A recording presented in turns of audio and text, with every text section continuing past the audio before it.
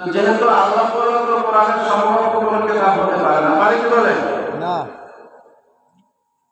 আল্লাহ করেছেন এর কোনো সন্দেহ অবকাশ নেই। এরপরে আমাদের ধর্মীয় যত গ্রামীণ মুসলমানদের হাতে আমরা মাদ্রাসায় পড়াই করি, দ্বিতীয় নম্বর যে কিতাবটা সেটাকে আমরা সকলেই সাধারণ মানুষও কোনো হাদিস কোরআনের আলোচনা হলে বুখারীতে আছে কিনা এমন একটা বিষয় জানতে চায়। বুখারী হইলেই তারা মেনে নিতে চায়। এই বুখারী কিতাব হলো আসমানি কিতাব নয়, তবে কোরআন শরীফ 30 পারা, বুখারী শরীফ 29 পারা। এই কিতাবের গুরুত্ব কোরআন শরীফের পরেই আমাদের ধর্মীয় গ্রন্থের ভিতরে দ্বিতীয় নম্বর হলো বুখারী শরীফ। তারপর মধ্যে আবার কিতাবের কথা বলা হয় যেটার নাম মুসলিম শরীফ। বুখারী যিনি লিখছেন উনি জন্মবন্ধ ছিলেন, মায়ের পেট থেকে জন্ম অবস্থায় তার জন্ম হয়। মা যেহেতু আবেদা ছিলেন, অত্যন্ত ধর্ম অনুরাগী ছিলেন, যে কারণে উনি তাহাজ্জুদ তথা পর্দানিশী খুব গুণী জ্ঞানী মহিলা ছিলেন। আল্লাহ সাথে তার এরকম সাধনায় আল্লাহ রাব্বুল আলামিনের সঙ্গে যোগাযোগ ওলি আল্লাহদের যেভাবে থাকে সেভাবেই ছিল। এক পর্যায়ে আল্লাহ রাব্বুল আলামিনের কাছে সন্তানের সম্পর্কে আল্লাহর কাছে দাবি করছেন যে আল্লাহ একটা সন্তান দিয়েছ, সকলেই সবকিছু দুনিয়ার দেখে, চেনে, বুঝে, জানে, আমার সন্তানরা তো চোখ নাই। তো আল্লাহ রাব্বুল আলামিন জন্মচক্ষুর সাথে সাথে অন্তরের চক্ষু খুলে দিয়েছে, যে কারণে বুখারী লেখার মতো সৌভাগ্য তার হয়েছে।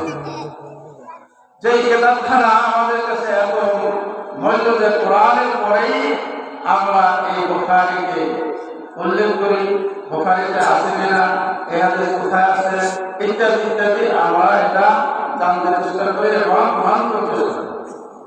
বুখারীর শুরু হাদিসটা সনদ ছাড়া এভাবে আছে, ইন্নামাল আমালু বিন্নিয়াত।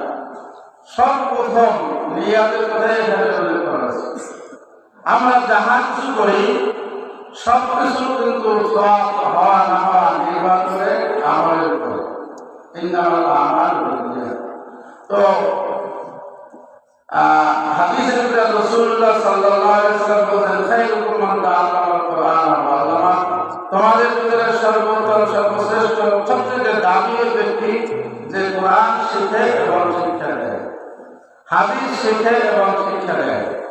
কোরআন এবং হাদিস, যদিও কোরআন আল্লাহর বাণী, হাদিস রাসূলের বাণী, কিন্তু একটা একটার সাথে সম্পর্কিত। রাসূল কোনো কথা বলেননি আল্লাহ থেকে না যায়। মুহাম্মদ হারগিজ না গুপ্তা, দানা গুপ্তা জিবরাইল হারগিজ না গুপ্তা, দানা গুপ্তা করে দেয়া। তো আল্লাহ থেকে যায় না, জিবরিল বলতেন, জিবরিল থেকে যায় না রাসূলুল্লাহ সাল্লাল্লাহু আলাইহি ওয়াসাল্লাম বলতেন। রাসূলুল্লাহ সাল্লাল্লাহু আলাইহি ওয়াসাল্লাম যেটা বলেছেন সেটা হলো হাদিস। এই ৬ লক্ষ হাদিস ইমাম বুখারী রাহমাতুল্লাহ আলাইহি মুখস্থ ছিল। আমরা তো 10টা হাদিস মুখস্থ করতে পারি, সেখান থেকে ৮,০০০-এর কিছু বেশি হাদিস বুখারী শরীফের ভিতরে উল্লেখ করা হয়েছে, ওখানে আনা হয়েছে।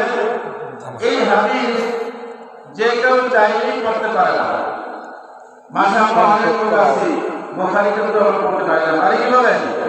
এটা আল্লাহ যাকে দান করে, যাকে আল্লাহ তাআলা মনোনীত করে, দেখবেন একটা মাদ্রাসা ছাত্র ভর্তি করা, স্কুলে ভর্তি করতে হলে আগে তাকে ইন্টারভিউ দিতে হয়, তারপরে টিচাররা তাকে যাচাই বাছাই করার পরে স্কুলে নেয়, একে দেওয়া মতো।